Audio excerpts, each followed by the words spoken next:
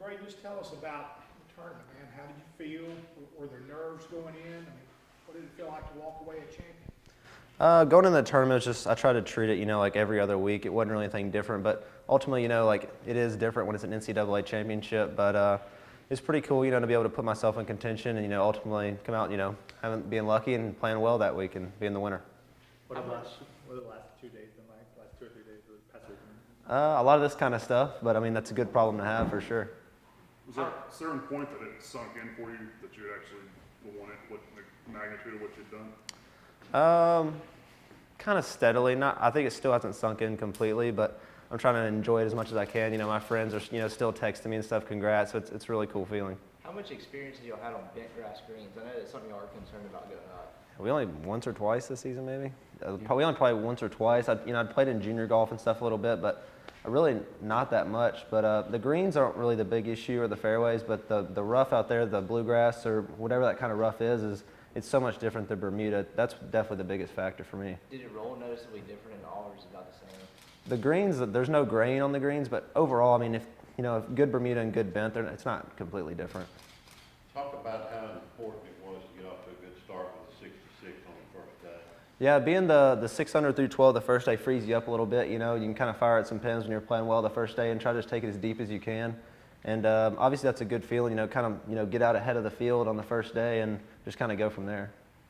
Coach, after Sunday, you said you envisioned Braden walking away with a big trophy. What made you so confident going into that day? Yeah, I mean, I think if you would have walked around with him, and seen how he was playing throughout the week and those, first few rounds, that you'd have probably felt the same way. He was confident. He's really built for this. I mean, his short game was so good. We knew that the wind was going to be pumping through there the next day, pretty good. So, with his short game, that just played into his hands. His mentality doesn't freak out. We knew the stage wasn't going to be too big for him. He'd been in that position before, his Jones Cup victory, some other victories. So, yeah, for me, it was pretty easy, and he made me look, smarter than I am. How confident if you're going to get a practice round? I thought that was kind of interesting. Did y'all run through it before, or were y'all just like flying to it? No, we had one practice round. That's what I thought. I was talking to someone before I didn't know. Yeah, we got one practice round. All the teams had a shotgun start, so we got to see it once.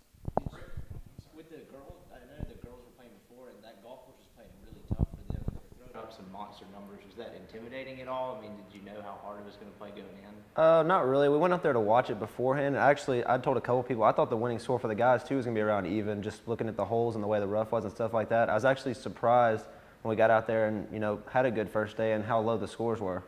Braden, was there a point in that final round where you kind of got to thinking, I got this, but I got to make sure I stay focused on what I'm doing to make sure that I keep it? Not real until I got to 17. I wasn't, real confident. I had a bunch of par putts, and there was some guys, like 1 and 2 behind me. So I wasn't really 100% that I had it really until I hit the green on 17. How do you handle that kind of emotion, you might say, just to remain focused on what you're trying to do and not let the outside stuff bother you? The golf course itself gives enough challenges when you're not really worried about the outside stuff. I mean, I was worried about, keeping it in play on each hole, and I kept leaving myself, those 6-7 footers for par, and I was more concerned with that than anything.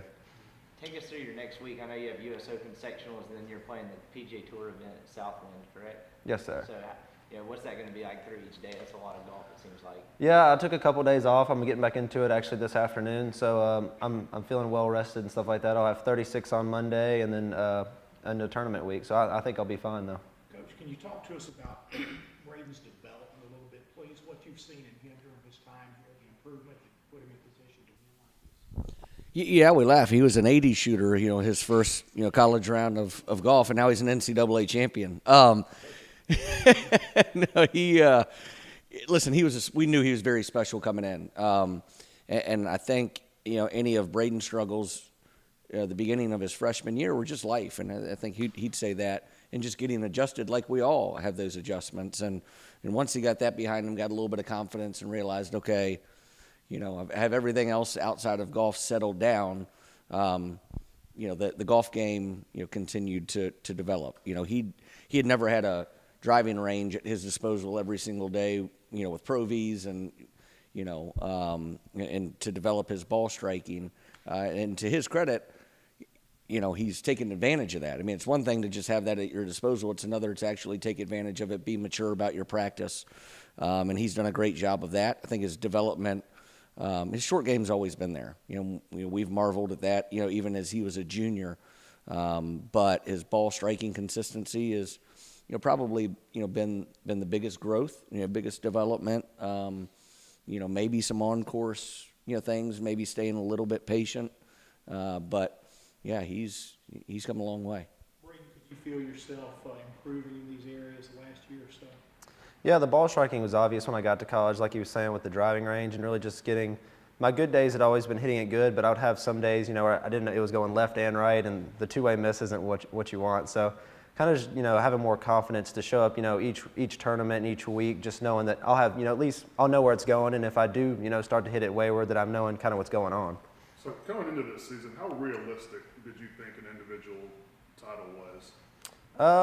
I was, more concerned with the team making regionals and making nationals and stuff like that, but I really didn't give that much thought. I was just kind of taking it week by week and trying to put myself in contention each week. Was there a certain point during the year, though, where you thought, hey, I might be able to contend for this? Honestly, never really thought about it. I was kind of, like I said, just going week by week. I really never thought about it. How important was it the final day to have your coach with you every step of the way rather than, satelliting around to other team members?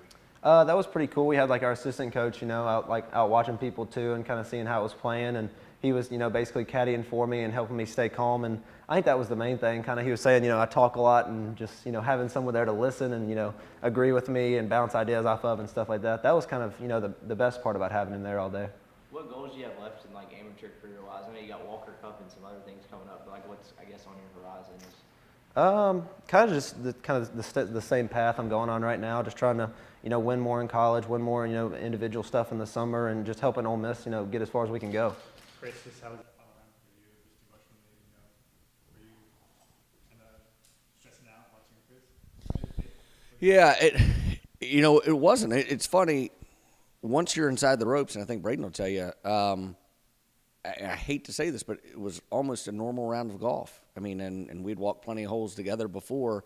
So once we hit that first tee shot, until, we were really done, it was almost like a normal round of golf. Certainly, I had my phone, I could see, what the leaderboard was, and, we had the leaderboards out there, so we knew what was going on.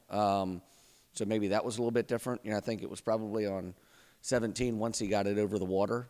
And almost made it, which, he made a really, really tough hole look really, really easy, which, probably, like I said, didn't do it justice to the folks that just tuned in to watch that final day. But that was a really tough hole. Once he got it over the water, we kind of relaxed a little bit and kind of started to, take the situation in. I mean, it's priceless, as I've said many times, when, before he got here, before when I took this job, all I heard was, you can't do it at Ole Miss. And, I'm going to go to this other school to win a national championship, and I'm going to go to this other school because I want to be on the PGA Tour. And once again, I knew that, that wasn't the case, and I certainly had faith, Braden had faith. But to actually do it, and validate it, I think it means the world. I think bigger picture-wise, not just for our university, but for the state of Mississippi, Braden's the first, Division I championship in the history of the state. I mean, that's big, and that's really big for, in my opinion, for junior golf, for golf in general, and something I don't care if you're, a Mississippi State grad, a Southern Miss grad, fan. That's something, we're all a part of this family and in this state, and I think we can all kind of latch on to as well. I think it's big. Braden, are you on track on your golf development or ahead of your golf development? How you may have pictured yourself being at this point in your career, and as a sophomore, do you have designs of anything bigger and better? I mean, obviously, this is where I was hoping I'd be after my sophomore year. There wasn't really a better spot. But coming in, like you said, struggling early in, freshman year, I was obviously, there was some doubts here and there. But overall, I was pretty confident, that I would kind of get it together and continue to, progress as a player. Not bad for a kid from DC, huh? Yeah, I'll take it. So what's the rest of your summer look like after Southwind next week? I'm playing a couple amateur events. I'm sticking with pretty much the same schedule that I had, but I'm going up north a little bit, so I'm actually playing on bent grass a good bit, and then over to the USAM in California, so that'll be fun. How much different do you expect the experience to be at the PGA event at Southwind, and just in terms of how you think you need to play compared to amateur? I think as far as the play, I'm doing exactly what I've done all year, but I think the thing really good for me is that I've been out and watched that tournament so much. I've had 2 friends play in that tournament, and I've followed their group, so I know exactly what it's going to be like and like kind of how to handle it. So I really don't think it's going to be too bad as far as nerves and stuff like that. The way you're striking it, do you see any reason why you can't go get in contention there? With my history on that golf course, I wouldn't be surprised at all if I played well and put myself in contention. But overall, I'm trying to just kind of just stay patient and see what happens. You can miss the cut by 10, you could win by 5. You don't really know going into the week, so kind of just go into it and just kind of play my best and just see where that puts me. Chris, have you felt the recruiting bump yet? We're just now starting to get out on the recruiting trail, this coming week and throughout the summer. So, we felt the attention, right? And you just know that's gonna be a wave that pushes over into the recruiting, side of things. Absolutely. I think we're going to be able to get in a few more doors than we were a week ago.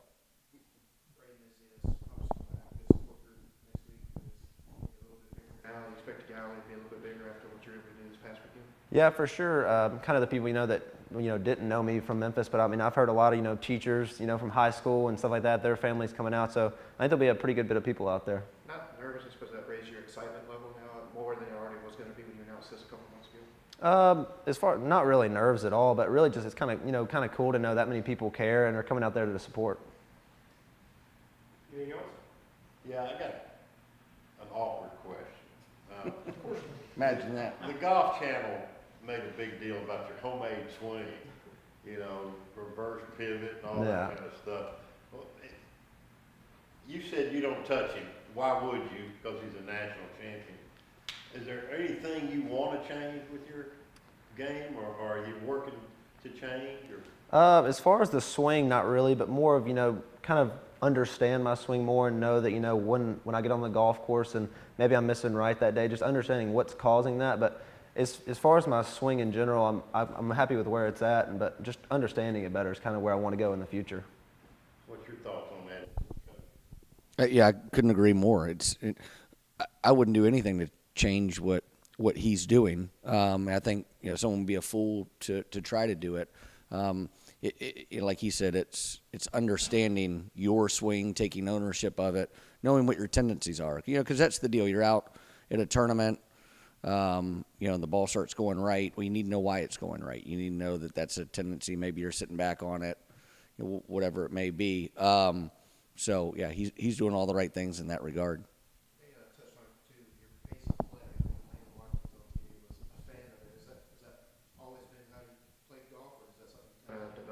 Yeah, I've probably since I was 12 or 13, I've had the same routine on shots and putts and everything. But I didn't, like I said, I've told a couple people, I didn't really know that I was that fast until people kind of brought it up to me. I kind of just, didn't really care about what they were doing. I kind of just saw the shot and hit it. So I didn't really know I was fast until people started bringing it up to me. So it wasn't really like an on-purpose type thing. Chris, a couple weeks ago, you said that the program had exceeded your expectations for you three. Now you made NCAA championships and you have a national champion. What's the expectations moving forward? Yeah, I think the bar has been raised, certainly, and that's a great thing. No one has higher expectations than myself and these guys in the locker room. No one expects more of Braden than Braden. So those are good things to have. Like I told you, I would be lying if I saw all of these things coming at the beginning of the year.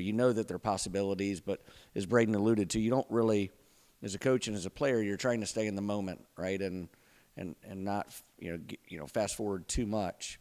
But this is a dream come true, really, at my alma mater to, coach a national champion and have a national championship trophy here and, is a really cool thing. I think it was a shot in the arm that, the Ole Miss brand needed at the right time. And someone like Braden, who loves this place as much as I do, it's probably extra special that we could we could help bring that to our university.